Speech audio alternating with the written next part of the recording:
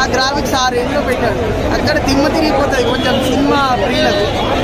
ఈ సినిమా వచ్చేసి ఈ ప్రజల్ని కాపాడటం జరుగుతుంది. నిత్య జీవితంలో జగన్ నుండి ప్రజల్ని ఎలా కాపాడాడో ఈ సినిమాలో ప్రజల్ని అలా కాపాడేస్తాడు.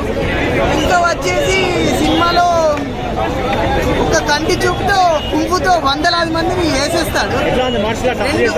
మార్షల్ ఆర్ట్స్ చింపేశాడు. మార్షల్ ఆర్ట్స్ బాగుంది కానీ సినిమాలో చూస్తారో చూడాలో తెలీదు.